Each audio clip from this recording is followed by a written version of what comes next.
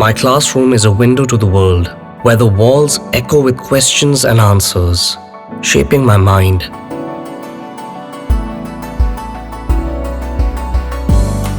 That spark curiosity. And knowledge builds the foundation of my dreams.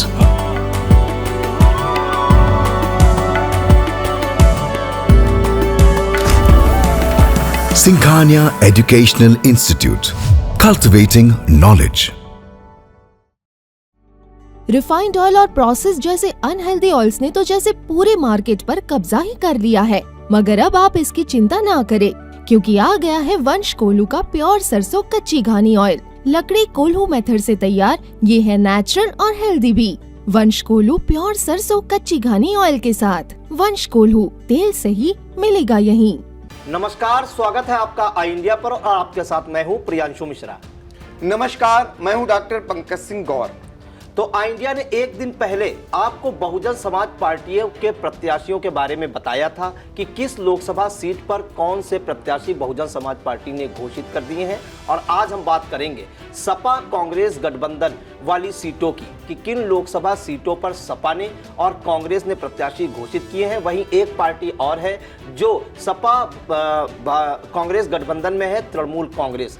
इकलौती seat Trinamool Congress को कहां से मिली है, उनके बारे में हम आज बात करेंगे, क्योंकि कई बार देखा गया है इसी लोकसभा चुनाव में को लेकर कि पहले तो प्रत्याशी उतारे जाते हैं, उसके बाद प्रत्याशी के नाम बदल दिए जाते हैं कि कौन से प्रत्याशी अब लड़ेंगे। तो जब ऐसा होता है तो जनता भी कंफ्यूज रहती है कि किसे उतारा गया है पार्टी द्वारा चुनावी मैदान में। तो इसी जो संशय है, जनता की संशय को दूर करने के लिए आई इंडिया ने जो जानकारी जुटाई है सपा कांग्रेस गठबंधन के प्रत्याशियों की, वो हम आज आपको बताएंगे। तो आपको सीधे ले चलते हैं अपने editor in chief doctor Pankaj Singh Gaur ji के पास। वो एक एक सीट की जानकारी देंगे कि सपा और कांग्रेस ने किन किन सीटों पर अपने प्रत्याशी अभी तक उतारे हैं और कौन सी सीटें अभी बची हैं। तो सर, दर्शकों को बताइए कि किन सीटों पर सपा और कांग्रेस ने प्रत्याशी उतार दिए हैं और जो तृणमूल कांग्रेस को एक सीट मिली है वो कौन सी सीट मिली है और वहां से किसे प्रत्याशी बनाया है टीएमसी ने। देखिए प्रियांशु, आपको बता दें कि आई इंडिया ने पहले ही अपने दर्शकों के लिए सबसे पहले बहुजन समाज पार्टी ने कितनी सीटों पर प्रत्याशी घोषित किए इसकी जानकारी देने का प्रयास किया। चूंकि बहुजन समाज पार्टी इस बार अकेले चुनाव लड़ रही है, किसी से गठबंधन नहीं कर रही है। अब बारी चूंकि समाजवादी पार्टी और कांग्रेस की आती है। बड़े दमखम से इस बार समाजवादी पार्टी और कांग्रेस का जो गठबंधन हुआ है वो चुनाव लड़ने का दावा करता है। और यही नहीं, सबसे पहले समाजवादी पार्टी ने उत्तर प्रदेश में अपने प्रत्याशियों की एक सूची जारी कर दी थी, जिसमें कुल 16 प्रत्याशियों को घोषित किया था पहली सूची में। तो वो पहली सूची हम आपको बताएंगे। फिर उसके बाद लगातार समाजवादी पार्टी कई सूचियों को जारी कर चुकी है। दरअसल कंफ्यूजन वहां पर खड़ा होने लगता है जब समाजवादी पार्टी अपने प्रत्याशियों के टिकट में परिवर्तन करती है। कुछ सीटें ऐसी रहीं जहां पर 3 बार परिवर्तन हुआ। तो ऐसे में हर कोई जानना चाह रहा है कि मौजूदा समय अगर बात करें तो समाजवादी पार्टी कांग्रेस गठबंधन का कौन प्रत्याशी है। आपको बताना चाहेंगे कि उत्तर प्रदेश में कुल लोकसभा की 80 सीटें हैं, जिनमें से 17 सीटें सपा ने कांग्रेस को दी हैं। 6 सीटों पर समाजवादी पार्टी लड़ रही है और 1 सीट समाजवादी पार्टी ने अपने तृणमूल कांग्रेस को, जो रिश्ते बताए जाते हैं ममता बनर्जी और अखिलेश यादव के बेहद अच्छे रिश्ते हैं, ऐसे में उन्होंने तृणमूल कांग्रेस को 1 सीट देकर उन्हें उपकृत करने का काम किया है। एक सम्मान देने का काम किया है समाजवादी पार्टी ने। तो चलिए मैं शुरुआत करता हूं सूचीवार। दरअसल पहली सूची आपको बता देता हूं, जो 30 जनवरी को आई थी समाजवादी पार्टी की। जो 16 प्रत्याशी बनाए गए थे पहली सूची में, उनमें सबसे पहले समाजवादी पार्टी ने अपने सबसे वयोवृद्ध जो उनके सांसद थे शफीकुर रहमान बर्क, उनको उनके नाम की घोषणा कर दी थी। उनका नाम उस प्रत्याशी सूची में था, बाद में उनका इंतकाल हो गया। अब यहाँ पर समाजवादी पार्टी के सामने किसे टिकट दिया जाए, इसको लेकर दिक्कतों का सामना करना पड़ा। खुद अखिलेश यादव वहाँ पहुँचते हैं और एक सभा करते हैं और इंडिकेशन दे देते हैं उसी दिन कि किसे टिकट दिया जाएगा।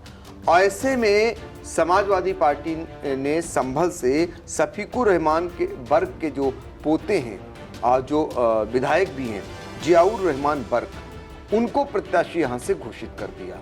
इसके बाद फिरोजाबाद से अक्षय यादव, प्रोफेसर रामगोपाल यादव के बेटे हैं, जो समाजवादी पार्टी के प्रमुख महासचिव हैं, उनको वहां से घोषित किया है।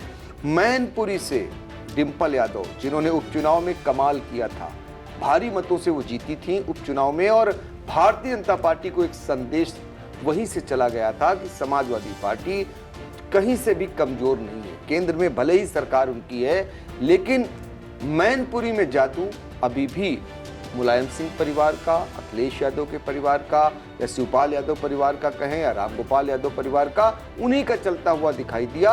और बहू के रूप में मतदाताओं ने डिंपल यादव को जबरदस्त वोट दिया। फिर से एक बार डिंपल यादव मैनपुरी से प्रत्याशी बनाई गई, पहली सूची में उनका नाम आया। यहाँ के लिए आपको ये भी बता दूं, मैनपुरी को लेकर बीच में ये भी कहा जाने लगा था कि अखिलेश यादव लड़ सकते हैं यहाँ से, लेकिन डिंपल यादव का नामांकन हो गया, जिसमें अखिलेश यादव खुद नामांकन कराने गए थे।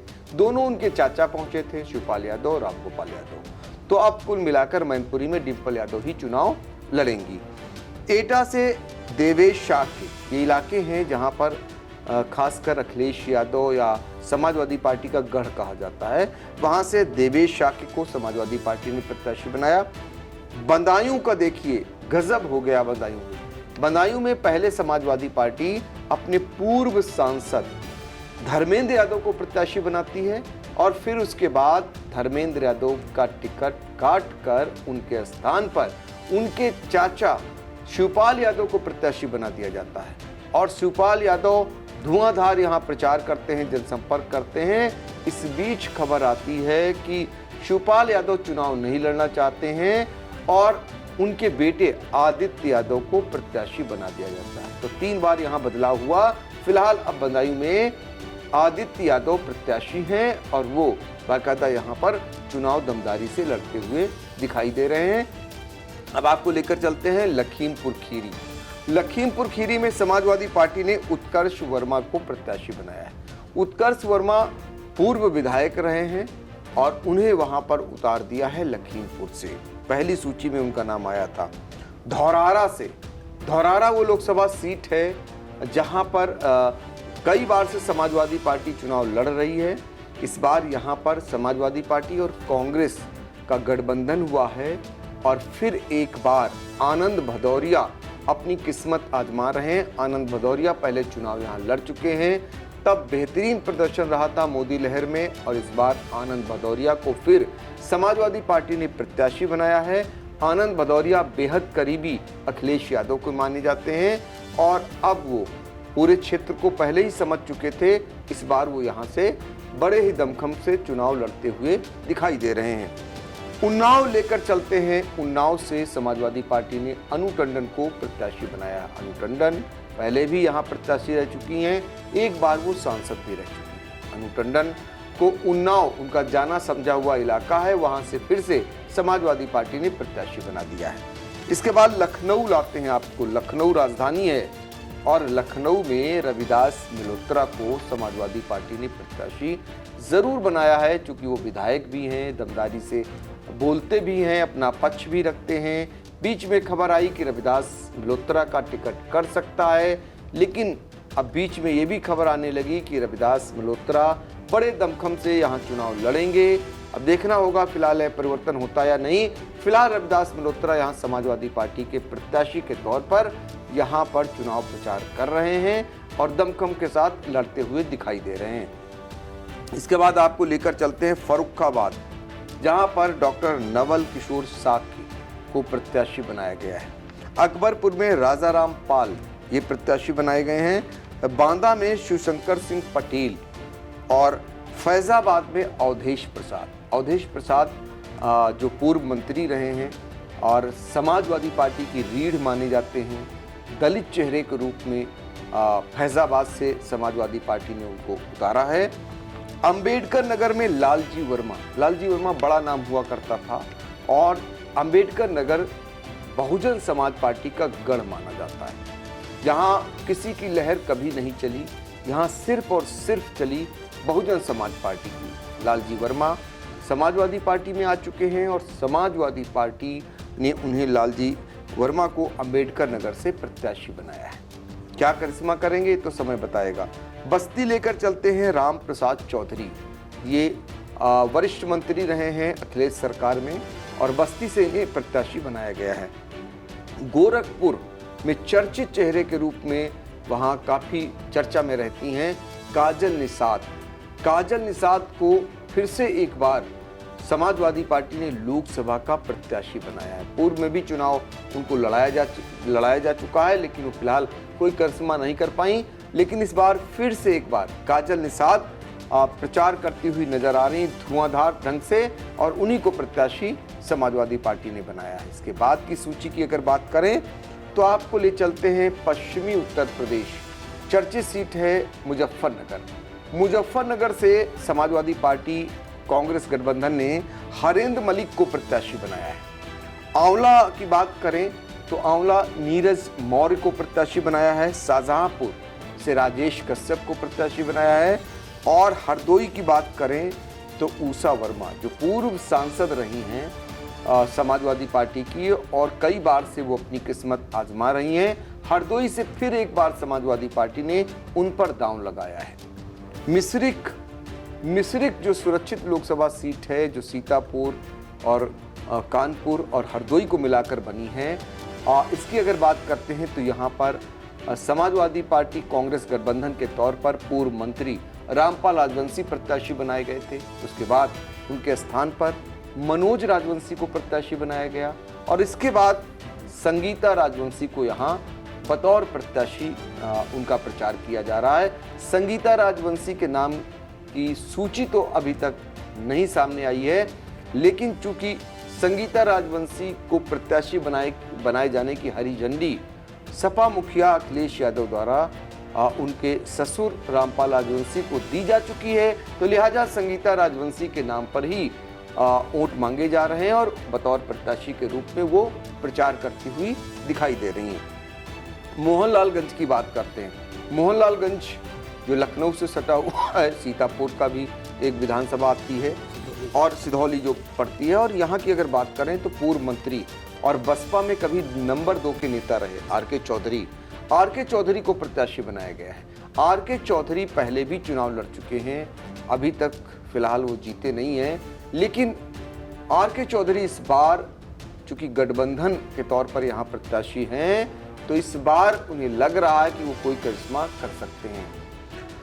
प्रतापगढ़ आपको लेकर चलते हैं। प्रतापगढ़, और प्रतापगढ़ का नाम आते ही आप समझ जाएंगे कि ये किसके नाम से ज़्यादा चर्चित है, लेकिन यहाँ पर समाजवादी पार्टी और कांग्रेस गठबंधन के तौर पर डॉक्टर एसपी सिंह पटेल को प्रत्याशी बनाया गया है। एसपी सिंह पटेल जो पूर्व एमएलसी रहे हैं लखनऊ पब्लिक स्कूल के, ये फाउंडर में अध्यक्ष कहे जाएंगे, चेयरमैन कहे जाएंगे, और इस बार ये अपनी किस्मत प्रतापगढ़ से आजमा रहे हैं डॉक्टर एसपी सिंह पटेल, जहां पर इनकी अपने समाज के लोगों की अच्छी खासी तादाद है। बहराइच में रमेश गौतम प्रत्याशी बनाए गए हैं। गोंडा में श्रेया वर्मा हैं। गाजीपुर में अफजाल अंसारी बड़ा नाम है, मौजूदा सांसद हैं बसपा से अब वो हट करके समाजवादी पार्टी में आ चुके हैं और अफजाल अंसारी इन दिनों सुर्खियों में हैं। जिस तरीके से उनके भाई की मौत हुई उसके बाद कहीं न कहीं अफजाल अंसारी इस बार अपने क्षेत्र में कसौटी पर कसे जाएंगे, लोग उनको कसौटी पर कसेंगे, तो अफजाल अंसारी का बड़ा रोचक चुनाव होने वाला है। गाजीपुर में वो प्रत्याशी बनाए गए हैं। चंदौली में बीरेन्द्र सिंह को समाजवादी पार्टी ने प्रत्याशी बनाया है। कैराना लेकर चलते हैं। कैराना में इकरा हसन को प्रत्याशी बनाया गया है। इकरा हसन जिनके बारे में सभी को पता होगा, लंदन से पढ़ाई कर लौटी हैं और उनके परिवार में राजनीतिक विरासत रही है। इकरा हसन कैराना से इस बार उम्मीदवार बनाई गई। बदायूं जो हमने जिक्र कर दिया था पहले ही। बरेली चलते हैं। प्रवीण सिंह एरन को प्रत्याशी बनाया गया है और हमीरपुर से अजेंद्र सिंह राजपूत प्रत्याशी बनाए गए हैं। वाराणसी पहले समाजवादी पार्टी के खाते में आई थी, बाद में जब कांग्रेस से गठबंधन हुआ और कांग्रेस को ये सीट दे दी गई है, आगे हम बताएंगे कांग्रेस की सूची में कि यहाँ से किसको प्रत्याशी बनाया गया है, और बहुत ही रोचक यहाँ रहने वाला है मामला, वो भी बताऊंगा आपको। अमरोहा आपको इसके बाद आपको लेकर चलते हैं बिजनौर। बिजनौर में पहले जो है एसवीर सिंह यहाँ पर प्रत्याशी बनाए गए थे, फिर दीपक सैनी बनाए गए हैं। नगीना में मनोज कुमार जो एक्स एडीजे रहे हैं, उन्हें प्रत्याशी बनाया गया है। मेरठ की बात करते हैं तो सबसे पहले भानु प्रताप सिंह को प्रत्याशी बनाया गया और फिर पार्टी के ही विधायक रहे अतुल प्रधान को यहाँ प्रत्याशी घोषित किया गया, लेकिन कुछ दिन बाद उनका भी टिकट कटा और अब यहाँ पर सुनीता वर्मा को उतारा गया। सुनीता वर्मा के हस्बैंड भी जनप्रतिनिधि रहे और खुद सुनीता वर्मा भी जनप्रतिनिधि रही। अलीगढ़ की बात करते हैं, ब्रिजेंद्र सिंह यहाँ प्रत्याशी बनाए गए हैं। हाथरस में जसवीर वाल्मीकि को प्रत्याशी बनाया गया है। लालगंज से दरोगा सरोज प्रत्याशी बनाए गए हैं। भदोही सीट जिसका मैंने जिक्र किया था कि तृणमूल कांग्रेस को समाजवादी पार्टी ने एक सीट दी है, वो सीट है भदोही। अब आप समझ लीजिए कि यहाँ से प्रत्याशी कौन बनाया गया है, तो ललतेश पति त्रिपाठी को प्रत्याशी बनाया गया है। गौतम बुद्ध नगर की बात करें तो डॉक्टर महेंद्र नागर यहाँ पर प्रत्याशी बनाए गए हैं। मिश्रिक की हम जिक्र कर चुके हैं। सुल्तानपुर की बात करेंगे, भीम निषाद को प्रत्याशी बनाया गया है। इटावा में जितेंद्र दोहरे को प्रत्याशी बनाया गया है समाजवादी पार्टी का। जालौन में नारायण दास अहिरवार ये प्रत्याशी बनाए गए हैं और आजमगढ़, बदायूं से सीधे आजमगढ़ भेज दिया गया धर्मेंद्र यादव को। बदायूं और आजमगढ़ समाजवादी पार्टी के गढ़ रहे। बदायूं में मुलायम सिंह यादव, रामगोपाल यादव ये सांसद हुआ करते थे और यही हाल आजमगढ़ का भी रहा है। यहाँ भी मुलायम सिंह सांसद रहे हैं। अब धर्मेंद्र यादव को कमान सौंपी गई है, यहाँ पर धर्मेंद्र यादव को प्रत्याशी बनाया गया है। चलिए अब आपको और आगे लेकर चलते हैं। बागपत मनोज चौधरी यहाँ प्रत्याशी बनाए गए हैं। गौतम बुद्ध नगर जहाँ डॉक्टर महेंद्र नागर को प्रत्याशी पहले बनाया गया था, फिर राहुल अवाना को प्रत्याशी यहाँ पर बनाया गया है। पीलीभीत में भगवंत शरण गंगवार ये पूर्व मंत्री रहे हैं, इन्हें सपा कांग्रेस गठबंधन का प्रत्याशी बनाया गया है। घोषी की बात करें तो समाजवादी पार्टी के प्रवक्ता राजीव राय, उन्हें प्रत्याशी बनाया गया है। मिर्जापुर की बात करते हैं तो राजेंद्र यश बिंद को प्रत्याशी बनाया गया है। और बिजनौर में हमने आपको पहले ही साथ बताया था कि यहाँ पर पूर्व सांसद एसवीर सिंह को प्रत्याशी बनाया गया था, लेकिन उनका टिकट काटकर दीपक सैनी को यहाँ पर प्रत्याशी बनाया गया है। मुरादाबाद यहाँ पर भी खेला हुआ है। डॉक्टर एचटी हसन को पहले प्रत्याशी बनाया गया, फिर उनकी जगह पर रुचि बीरा जो विधायक रही हैं उन्हें प्रत्याशी बनाया गया। फूलपुर की अगर बात करें तो अमरनाथ मौर्य को यहाँ प्रत्याशी बनाया गया और श्रावस्ती राम शिरोमणि वर्मा को प्रत्याशी बनाया गया। डुमरियागंज भीमशंकर उर्फ कुशल तिवारी प्रत्याशी बनाए गए हैं। संत कबीर नगर में लक्ष्मीकांत उर्फ पप्पू निषाद को समाजवादी पार्टी कांग्रेस गठबंधन का प्रत्याशी बनाया गया। सलेमपुर की अगर बात करते हैं, रमाशंकर राजभर ये पूर्व सांसद रहे हैं बसपा से, इन्हें प्रत्याशी बनाया गया। जौनपुर में बाबू सिंह कुशवाहा, वो चर्चित नाम जो एनआरएचएम घोटाले से संबंधित जब वो चर्चा में आए, पूर्व मंत्री रहे और मायावती के बेहद करीबी कभी रहे। बाबू सिंह कुशवाहा को समाजवादी पार्टी ने जौनपुर में उतारा है। मछली शहर की अगर बात करें तो प्रिया सरोज को यहाँ प्रत्याशी बनाया गया है। अब बदायूं आपको लेकर चलते हैं, यहाँ पर आदित्य यादव को प्रत्याशी बनाया गया है। आदित्य यादव के बारे में हम पहले जिक्र कर चुके हैं। आदित्य यादव डॉक्टर रामगोपाल यादव के बेटे हैं। सुल्तानपुर में राम भुवाल निषाद को प्रत्याशी घोषित किया गया। इसके अलावा आगरा सुरेश चंद कदम और रामपुर मौलाना मोहिबुल्लाह नदवी को प्रत्याशी बनाया गया है। तो इस तरीके से यहाँ पर अगर बात करते हैं तो ये प्रत्याशी बनाए गए। हमने बदायूं के लिए गलत बोल दिया था। बदायूं में जो आदित्य यादव बनाए गए हैं वो प्रोफेसर रामगोपाल यादव के बेटे नहीं बल्कि शिवपाल यादव के बेटे, ठीक है ना। तो इस तरीके से ये हुआ है। और एक जो सबसे कम उम्र के, मुझे याद नहीं आ रहा है, जो सबसे कम उम्र के प्रत्याशी बनाए गए हैं, पूर्व मंत्री रहे उनके बेटे, जिसका हमने अपने YouTube चैनल में जिक्र किया है। 25 साल की उम्र में चुनाव लड़ने के लिए वो आए हैं। बाहर से पढ़ाई पूरी करके लौटे हैं। वो एक सीट अभी हमें याद नहीं आ रहा है। ये प्रियांशु, ये कुल मिलाकर समाजवादी पार्टी की सूची है। आप कुछ सवाल करना चाहें तो कर सकते हैं। उसके बाद हम आपको कांग्रेस की सूची के बारे में बताएं। सर, एक अहम सवाल ये है कि सबसे ज़्यादा अगर पार्टी बदलने का दौर देखा गया तो समाजवादी पार्टी में ही देखा गया, और चर्चाएं ये भी रही खासकर पश्चिमी उत्तर प्रदेश में कि ये जो बार बार प्रत्याशी बदल रही है, इसका कहीं ना कहीं समाजवादी पार्टी को नुकसान भी हो सकता है। यार, यहाँ तक अखिलेश यादव पर उंगलियां भी उठी कि वो कंफ्यूज हैं प्रत्याशी चयन को लेके, उन्हें खुद अपने ऊपर कॉन्फिडेंस नहीं है, इसलिए बार बार प्रत्याशी बदल रहे हैं और अपने मजबूत प्रत्याशियों को उन्होंने बदला है। 3-3 बार प्रत्याशी बदले गए हैं। तो सर, ये जो लोकसभा चुनाव है, क्या ये जो टिकट वितरण का चेंज किया है, क्या कहीं ना कहीं ये नुकसान भी हो सकता है समाजवादी पार्टी को? सर बिल्कुल, देखिए, गुटबाजी जहां कहीं होती है तो उसका थोड़ा बहुत नुकसान जरूर पार्टी को उठाना पड़ता है। लेकिन एक बात ये भी होती है कि लगता है पार्टी को कहीं जो समीकरण होते हैं उस समीकरण में फिट करने के लिए पार्टियां क्या करती हैं कि अगर अभी गलती हुई है तो उसे सुधारा जा सकता है। तो इसलिए उस नाते से उससे दमदार अगर उसे प्रत्याशी मिल जाता है, जातिगत समीकरण देखा जाता है, क्षेत्र का समीकरण देखा जाता है, मौजूदा हालातों को देखा जाता है, उसमें जो फिट बैठता है उसको पार्टी जो है प्रत्याशी बनाती है। और फिर जातिगत, आप जानते ही हैं कि सारी पार्टियां पहले प्रथम आधार जातिगत का लेती हैं, कौन फिट बैठ रहा है उस इलाके के लिए, फिर उसे वो प्रत्याशी बनाती हैं। तो कुल मिलाकर समाजवादी पार्टी में ये बिल्कुल सही है। हालांकि बदलाव भारतीय जनता पार्टी में हुआ है, कई टिकट काटे गए हैं, कई सांसदों के भी काटे हैं टिकट और बदलाव भी किया गया। तो ऐसे में समाजवादी पार्टी ने कुछ स्थानों पर 1-2 बार नहीं 3-3 बार बदलाव कर डाला। तो इसलिए समाजवादी पार्टी को कहा जाता है।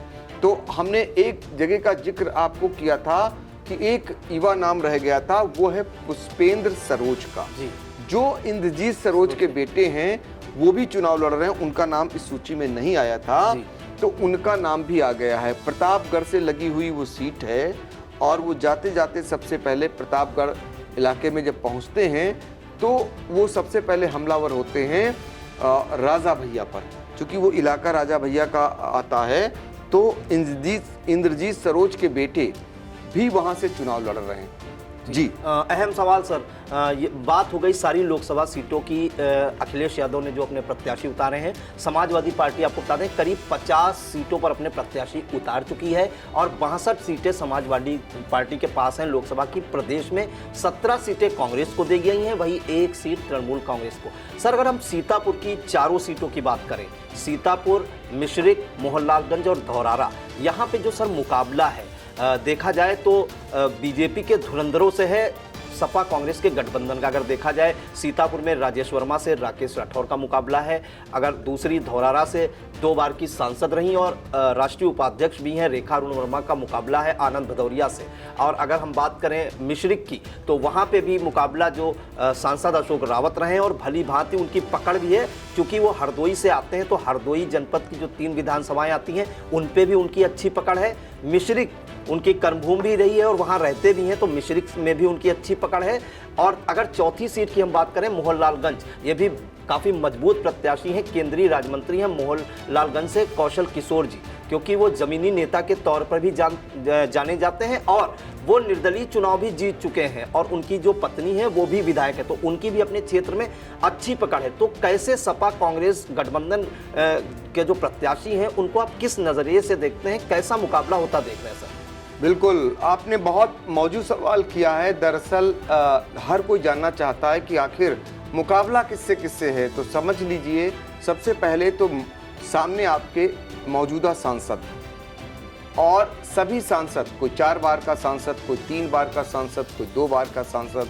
सीतापुर से सांसद राजेश वर्मा 4 बार के सांसद, मिश्रिक की बात करें अशोक रावत 3 बार के सांसद, और धौरारा की रेखा अरुण वर्मा 2 बार की सांसद, और मोहनलालगंज से जो सांसद और केंद्रीय मंत्री हैं कौशल किशोर, वो भी 2 बार के सांसद। तो जाहिर तौर पर और पिछले रिकॉर्ड को अगर देखें तो इनके जीत का अंतर बढ़ता आया है।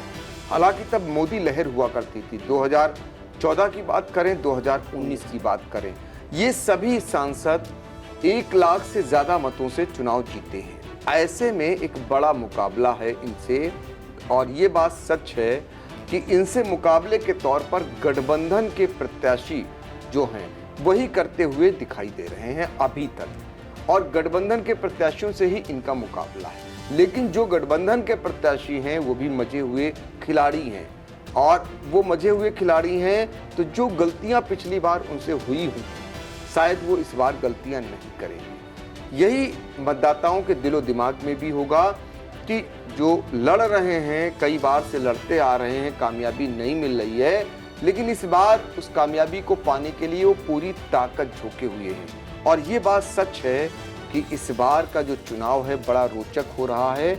अभी कह पाना बहुत जल्दबाजी होगा कि कड़ा मुकाबला है या बिल्कुल नेक टू नेक मुकाबला है, लेकिन इतना ज़रूर है जो गठबंधन के प्रत्याशी हैं और जो मौजूदा सांसद हैं उनके बीच मुकाबला बड़ा रोचक माना जा रहा है, और रोचक बहुजन समाज पार्टी ने कहीं ज़्यादा बना दिया है। जो बहुजन समाज पार्टी ने प्रत्याशी अभी तक उतारे हैं उसको लेकर गठबंधन को एक समान फायदा मिलता हुआ दिखाई दे रहा है। हालांकि अभी 2 जगहों पर घोषणा नहीं हो सकी है, सीतापुर और मिश्रिख। धौरारा की बात करें तो धौरारा में बहुजन समाज पार्टी ने प्रत्याशी घोषित कर दिया, और अगर मोहनलालगंज की बात करें वहाँ भी प्रत्याशी उतार दिया। तो ये जो प्रत्याशी उतारे हैं वो ज़्यादा जो है नुकसान अगर प्रथम दृष्टया देखें तो वो उधर ही भाजपा का ही करते हुए दिखाई दे रहे हैं। वनस्पति गठबंधन का नुकसान इनसे फिलहाल नहीं होता हुआ दिखाई दे रहा है।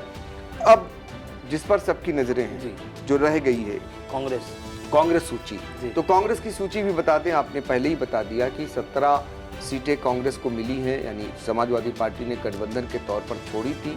तो उसमें जान लीजिए कि कांग्रेस ने किसको कहां उतारा है। इस बार कांग्रेस के दमदार प्रत्याशी भी हैं, कुछ सीटों पर सबकी निगाहें लगी हुई हैं, खासकर जो कांग्रेस की परंपरागत सीटें मानी जाती हैं। पिछले चुनाव में एक स्थान पर हार भी मिली थी, रायबरेली और अमेठी में कांग्रेस हारी थी, राहुल गांधी को हार मिली थी, लेकिन रायबरेली सीट कांग्रेस को मिली थी।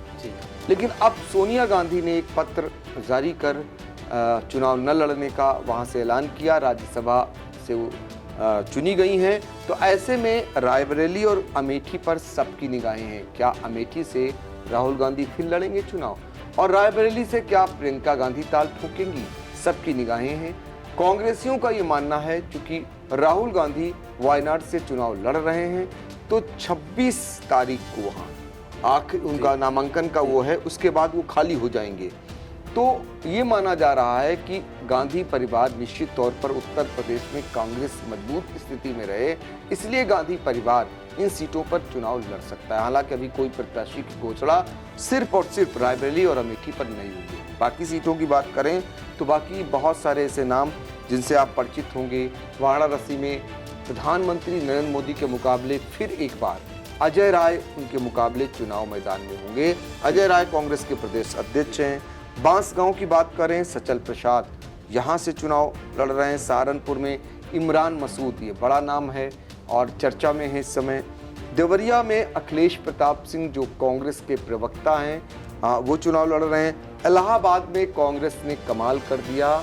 समाजवादी पार्टी के संस्थापक सदस्यों में से रहे जो उज्जवल रेवती रमन सिंह है, उनके पिता तो नहीं पार्टी बदले, लेकिन उज्जवल रेवती रमन सिंह अभी सपा में हैं। नाराजगी उन्होंने सपा से जरूर दिखाई, लेकिन अपने बेटे को कांग्रेस में भेज दिया और कांग्रेस ने उनको प्रत्याशी बना दिया इलाहाबाद से उज्जवल रेवती रमन सिंह। अब देखना होगा कितना यहाँ पर वो असर दिखा पाते हैं अपना। महाराजगंज की बात करें तो बीरेन्द्र चौधरी यहाँ पर प्रत्याशी बनाए गए हैं, और इसके बाद अमरोहा में दानिश अली, ये सब प्रभावी लोग हैं। जैसे मैंने आपको बताया था कि सहारनपुर में इमरान मसूद, इनका पश्चिम में बहुत जलजला है, ऐसे ही अमरोहा से दानिश अली जो बसपा के मौजूदा सांसद हैं, और ये कांग्रेस में आते हैं और कांग्रेस इन्हें टिकट देती है। तो इस बार अमरोहा से दानिश अली मजबूती से लड़ते हुए दिखाई दे रहे हैं। झांसी की बात करें तो केंद्रीय मंत्री रहे प्रदीप जैन आदित्य, उन्हें प्रत्याशी बनाया हुआ है। बुलंदशहर में शिवराम वाल्मीकि को प्रत्याशी बनाया है कांग्रेस ने। मथुरा में मुकेश धनगर को, और सीतापुर में पहले कांग्रेस ने नकुल दुबे को प्रत्याशी बनाया था, फिर उनके स्थान पर पूर्व विधायक राकेश राठौर को यहाँ पर प्रत्याशी बनाया है। तो सीतापुर की सीट भी लड़ाई में मानी जा रही, दमदारी से राकेश राठौर चुनाव लड़ेंगे ऐसा लोग मान रहे हैं। कांग्रेस तो फिलहाल मान ही रही है। गाजियाबाद की बात करें तो डॉली शर्मा ये प्रत्याशी बनाई गई हैं। बाराबंकी में भी कांग्रेस मजबूत स्थिति में रहती है। बाराबंकी में तनुज पुनिया को प्रत्याशी बनाया गया है फिर से एक बार, और तनुज पुनिया बाराबंकी में भी दमदारी के साथ लड़ते हुए दिखाई दे रहे हैं। फतेहपुर सीकरी की बात करें तो रामनाथ सिकरवार ये प्रत्याशी बनाए गए हैं। कांग्रेस की अगर स्थिति की बात करें तो कांग्रेस का बेहतर प्रदर्शन हमेशा से कानपुर में देखा गया है। कानपुर में जो है कांग्रेस ने हमेशा बेहतर प्रदर्शन किया है और कानपुर में कांग्रेस को लेकर हमेशा सभी संजीदा रहते थे। कानपुर में इस बार आलोक मिश्रा को कांग्रेस ने प्रत्याशी बनाया है। क्या कमाल कर पाएंगे ये फिलहाल देखना होगा। तो इस तरीके से समाजवादी पार्टी और कांग्रेस के प्रत्याशियों की सूची हमने आपको बता दी है। अगली कड़ी में हम भारतीय जनता पार्टी के प्रत्याशियों की सूची को भी खंगालेंगे, किसका टिकट काटा गया है, किसको नए सिरे से दिया गया है, इस बात पर भी हम आगे चर्चा करेंगे। तो ये प्रियांशु पूरा गठबंधन के प्रत्याशियों के बारे में इंडिया के दर्शकों को हमने बता दिया। जी बिल्कुल, सपा हो या कांग्रेस सभी ने जातिगत समीकरणों को साधते हुए और जो मतदाताओं में किन प्रत्याशियों की मजबूत पैठ है या पैठ हो सकती है उन्हें चुना है। और इस बार जो टिकट के वितरण हुए हैं, चाहे वो समाजवादी पार्टी को हो या कांग्रेस के, दोनों की ताकत जो है अब दोगुनी हो गई है। पहले एक पार्टी के वोट मिलते थे, अब दोनों पार्टी के मिलके लड़ रही है। तो कहीं ना कहीं ये फायदा जरूर होता दिख रहा है। और अब इस बार देखा जा रहा है कि पिछले 2 चुनाव में मोदी लहर थी तो बुरी तरह से प्रत्याशियों की हार हुई थी, लेकिन इस बार जो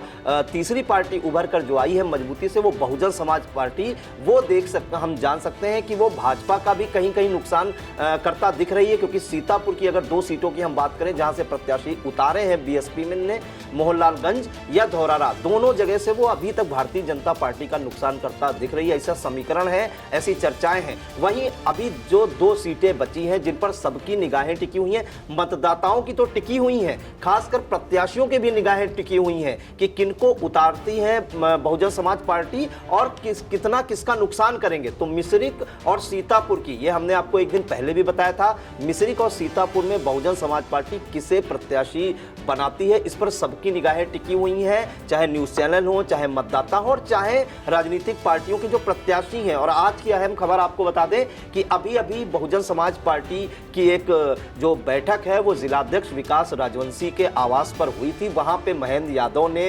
बाकायदा वहां पर बैठक ली है और बड़ा दावा भी किया है कि वो बहुजन समाज पार्टी से चुनाव लड़ेंगे और मजबूती से चुनाव लड़ेंगे। सर बिल्कुल, तो देखिए हमारी नज़र यानी इंडिया की नज़र हर एक खबर पर है। यहाँ तक हमने आपको बता दिया जो बैठक हुई थी।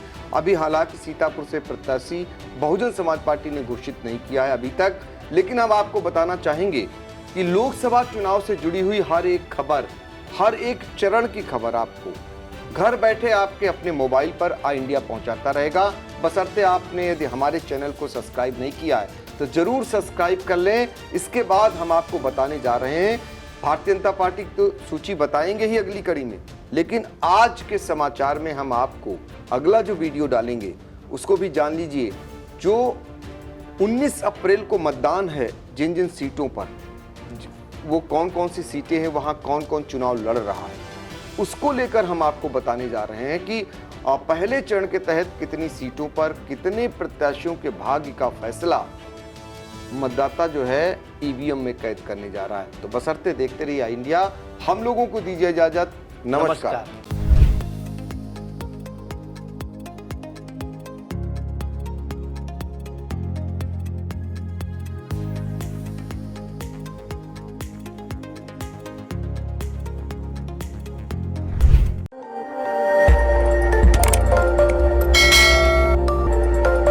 खबर आपकी, नजर हमारी। देखते रहिए आई इंडिया।